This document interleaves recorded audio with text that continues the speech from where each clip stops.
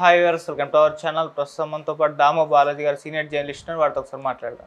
Sir నమస్కారం. నమస్తే sir, minor భార్యతో సెక్స్ చేసినా కూడా 10 ఏళ్ళు జైలు శిక్ష పడుతుంది అని చెప్పేసి ముంబై హైకోర్టు ఇచ్చిన తీర్పు ఇప్పుడు సంచలనంగా మారింది. దేశవ్యాప్తంగా కూడా చర్చలకైతే దారితీసింది సార్. అంటే మరి దీన్ని ఏ విధంగా చూడొచ్చు అంటారు సార్, మీరేం చెప్తారు? ఒక రాడికల్ తీర్పు అని చెప్పొచ్చు. ఇది ముంబై హైకోర్టు నాగపూర్ బెంచ్ అంటే సింగిల్ జడ్జి బెంచ్. ఇది గోవింద్ సనప్ అనే జస్టిస్ గోవింద్ ఏ సనప్ అనే జడ్జి గారు ఈ తీర్పు ఇచ్చారు. ఆ తీర్పు ఏంటంటే, ఒక మైనర్ బాలికను పెళ్లి చేసుకున్నాడు. చైల్డ్ మ్యారేజ్ అంటారు దీన్ని. అంటే మనకు మ్యారేజ్ వయసు బ్రిటిష్ వాళ్ళ కాలంలో అమ్మాయిలకి 14 ఏళ్ళు, అబ్బాయిలకి 18 ఏళ్ళు ఉండేది బ్రిటిష్ వాళ్ళ కాలంలో. దాని తర్వాత స్వాతంత్రం వచ్చిన తర్వాత దీన్ని మార్చారు. అప్పుడు ఏంటంటే, బ్రిటిష్ వాళ్ళ కాలంలో మన సగటు లైఫ్ ఎక్స్పెక్టెన్సీ అంటారు. అంటే సగటు వయసు, బతికే వయసు ఎంత? 42 ఏళ్ళు స్వాతంత్రం వచ్చినప్పటికి. అంటే ఇప్పుడు ఎంత? దాదాపు 70. అమ్మాయిలకైతే 72 ఉంది, అబ్బాయిలకి 68 ఎంత ఉంది. యావరేజ్లో 70 వేసుకోవచ్చు. అంటే ఇవాళ 70 ఏళ్ళు మనుషులు బతకడం అనేది కామన్. అప్పుడు 42 ఏళ్ళు బతకడం అనేది కామన్. నేను ఆఫ్రికాలో 2010లో కాంగోకి వెళ్తే అక్కడ 55 ఏళ్ళు యావరేజ్ వయసు. ముసలి వాళ్ళు కనబడరు మనకి. దీన్ని దృష్టిలో పెట్టుకుంటే, అందుకనే చైల్డ్ మ్యారేజ్లు అప్పట్లో బ్రిటిష్ వాళ్ళ కాలంలో ఇండిపెండెన్స్ రాకముందు చైల్డ్ మ్యారేజ్లు విపరీతంగా జరిగాయి. ఆ మధ్య ఎవరో మాకు చెప్పేవాళ్ళు, మా ఫ్యామిలీలో ఒక అతనికి 20 ఏళ్ళంతా వచ్చి అతను అమ్మాయిని చూడడానికి పెళ్లి చూపులకు వెళ్తుంటే ఇంకొకటి వెనక నుంచి పరిగెత్తుకుంటూ వెళ్ళాడంట.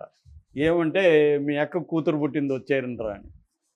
అంటే నువ్వు ఇంక పెళ్లి చూపులకి వెళ్ళాల్సిన అవసరం లేదు, అమ్మాయిని పెళ్లి చేసుకోవచ్చు అని. వాడికి ఆల్రెడీ 20 ఏళ్ళు ఇప్పుడు పుట్టింది. ఈ అమ్మాయి పెరిగి పెద్దదైనా వాడు పెళ్లి చేసుకోవాలి. సో అట్లా చైల్డ్ మ్యారేజ్లు అంత ఘోరంగా ఉండేవి. ఉండడానికి కారణం ఏంటంటే, చిన్నప్పుడు పెళ్లి చేయకపోతే బతికేది యావరేజ్లో 42 ఏళ్ళు అయితే వాళ్ళు ఇంకా ఎప్పుడు కాపురం చేసి ఎప్పుడు పిల్లల్ని పెంచాలి. అందుకని ఆ మెథడ్లో జరిగింది. అయితే ఇప్పుడు మారిపోయింది పరిస్థితి. అందుకని తర్వాత ఏం చేశారు, అమ్మాయిలకి 18 ఏళ్ళు, అబ్బాయిలకి 21 సంవత్సరం పెట్టారు. ఇది ఇండియాలో మ్యారేజ్ చేయాల్సిన వయసు. కానీ మన ఇండియాలో ఏం జరుగుతుంది, చైల్డ్ మ్యారేజ్లు విపరీతంగా ఉన్నాయి. మామూలుగా అయితే చైల్డ్ మ్యారేజ్ని బ్యాన్ చేస్తూ the prohibition of child marriage act 2006లో ఉంది. దీని కింద చైల్డ్ మ్యారేజ్లు చేసుకుంటే శిక్ష పడుతుంది. కానీ చైల్డ్ మ్యారేజ్లు ఆగట్లేదు. ఒక సంస్థ, ఒక NGO, child marriage free India CMFI అనే ఒక సంస్థ సర్వే చేసింది. చైల్డ్ మ్యారేజ్ ఎన్ని జరుగుతున్నాయంటే, ఒక రోజుకి 4400 చైల్డ్ మ్యారేజ్లు ఇండియాలో జరుగుతున్నాయి అనేది ఈ సంస్థ చెప్పింది. ఒక రోజుకి 4400. మొత్తం మ్యారేజీల్లో 42% మ్యారేజీలు చైల్డ్ మ్యారేజ్లే అనేది ఈ సంస్థ తేల్చింది.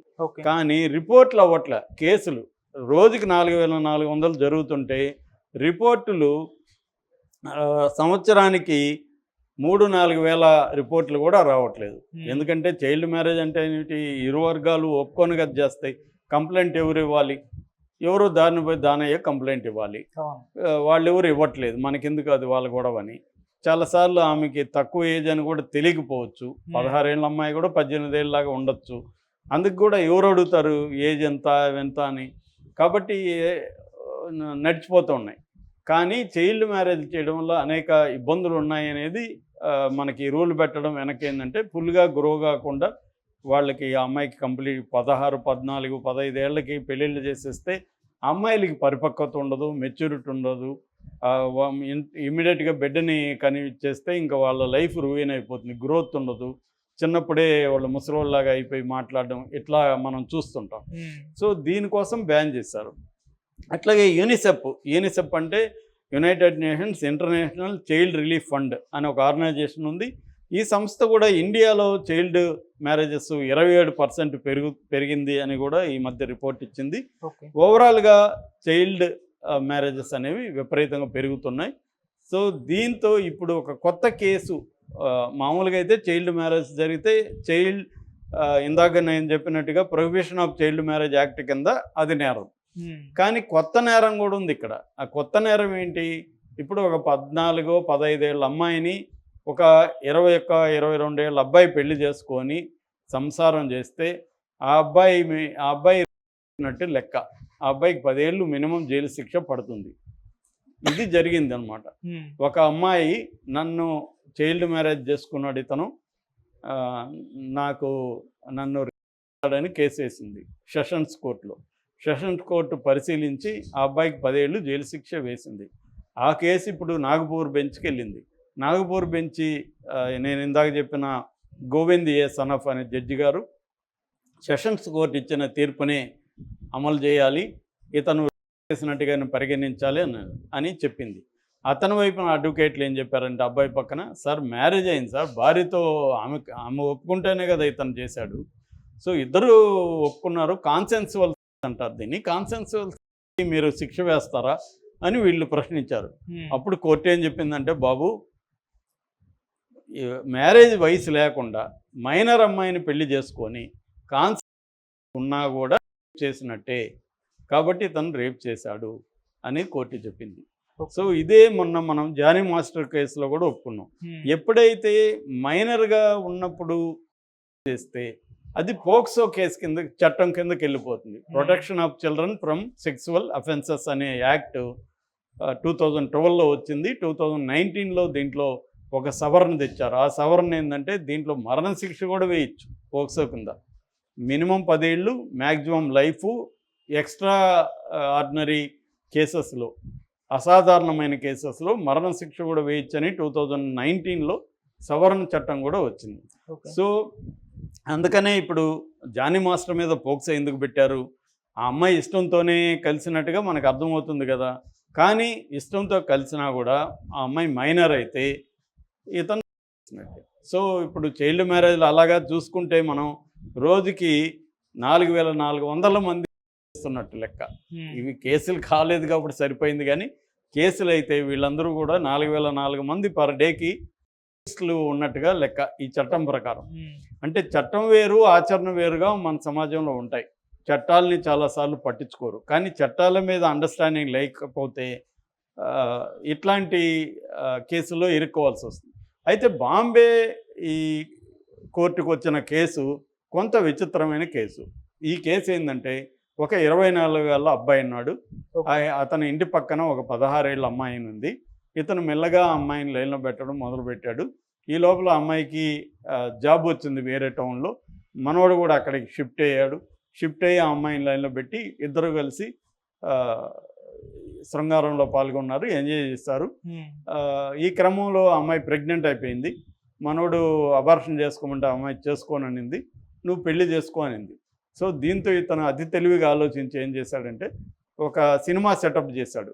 ఒక రూమ్ ప్లాన్ చేశాడు. ఆ రూమ్లో పెళ్లి పెద్దన ఒకరిని ప్లాన్ చేశాడు. కొంతమంది బంధువుల్ని వాళ్ళని ఆర్గనైజ్ చేశాడు. చేసి పెళ్లి చేసుకున్నట్టుగా డ్రామా ఆడి పెళ్లి చేసుకున్నాడు.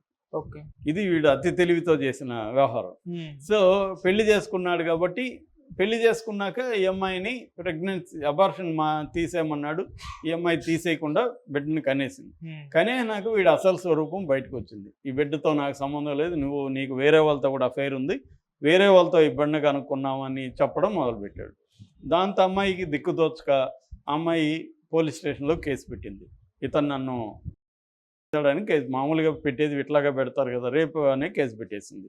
అప్పుడు పోలీసులు ఏం చేశారు, పుట్టిన బిడ్డకి DNA టెస్ట్ చేయించారు. DNA టెస్ట్ చేస్తే ఇతని బిడ్డ అని తేలింది. దీన్ని కూడా DNA సర్టిఫికేట్ కూడా కోర్టుకి సబ్మిట్ చేసి, ఈ అమ్మాయి చెప్పిన ప్రూఫ్స్ ఇవన్నీ కూడా కోర్టుకి సబ్మిట్ చేశారు. కింది కోర్టు ఏం చేసింది, ఇవన్నీ పరిశీలించి ఇతను ఒక మైనర్ బాలికను మాయమాటలు చెప్పాడా, ఇంకోటి చెప్పాడా సంబంధం లేదు, ఆ అమ్మాయి ఒప్పుకుంటే కూడా సంబంధం లేదు. మైనర్ బాలికతో శృంగారం చేస్తే ఇతను నేరస్తుడే అని పోక్సో చట్టంలో ఉంది కాబట్టి చట్టాన్ని అమలు చేయమని కోర్టు చెప్పింది. ఇతను 10 ఏళ్ళు జైలు శిక్ష వేసింది. దీని మీద ఇతను హైకోర్టుకి అప్పీల్కి వెళ్ళాడు. ఈ కోర్టు తీర్పు తప్పు, మేమిద్దరం భార్యాభర్తలం, భార్యాభర్త ఉంటే తప్పేముంది, ఇంక పెళ్లి చేసుకుని దేనికి, కాపురం చేయడానికి కదా, అదే పని నేను చేశాను, అమ్మాయి కూడా ఒప్పుకుంటేనే కదా జరిగింది, ఇన్ని 4 ఏళ్ల తర్వాత అమ్మాయి ఎలాగా పెడుతుంది, అప్పుడే ఒకవేళ అప్పుడే పెట్టి ఉండాలి కదా అని ఒక లాజిక్తో ఇతను కోర్టులో ఆర్గ్యూ చేశాడు. అప్పుడు కోర్టు ఏమనింది, బాబు పోక్సో చట్టం ఒకటి ఉంది, ఆ చట్టంలో 18 ఏళ్ల నిండని అమ్మాయితో అయినా అబ్బాయితో అయినా, ఇది జెండర్ న్యూట్రల్ చట్టం అంటారు. ఒక అబ్బాయి అయినా 18 ఏళ్ళ లోపల, ఈ అమ్మాయి 19 ఏళ్ళ అమ్మాయి పెళ్లి చేసుకున్నా కూడా ఇదే చట్టం వర్తిస్తుంది. అప్పుడు అమ్మాయి మీద పెడతారు. సో అలాగా ఈ చట్టం ప్రకారం ఆ అమ్మాయి ఒప్పుకున్నా కూడా నువ్వు రేపిస్టువే అని చెప్పి హైకోర్టు కేసెస్ దీని మీద శిక్ష చేసింది. ఇది ఎందుకు ఇంపార్టెంట్ అంటే నేను ఇందాక చెప్పినట్టుగా రోజుకి 4400 చైల్డ్ మ్యారేజ్లు ఇండియాలో జరుగుతున్నాయి కాబట్టి అబ్బాయిలు హుషారుగా ఉండాలి, అబ్బాయిల తల్లిదండ్రులు హుషారుగా ఉండాలి, ఆ అమ్మాయి డేట్ ఆఫ్ బర్త్ ఇవన్నీ చూసుకొని పెళ్లి చేసుకోవాలి తప్ప ఎక్కడికో సంబంధం వెళ్ళిపోతుందనో, ఆస్తి కలిసి వస్తుందనో, అమెరికాకి వెళ్ళిపోవచ్చనో, ఇంకోటనో చేస్తే ఈ కేసులు ఇరుక్కుంటే 10 ఏళ్ళు జైల్లో ఉండాల్సిన పరిస్థితి అయితే ఏర్పడుతుంది. ఓకే. అందుకని జాగ్రత్తగా ఉండడం అవసరం.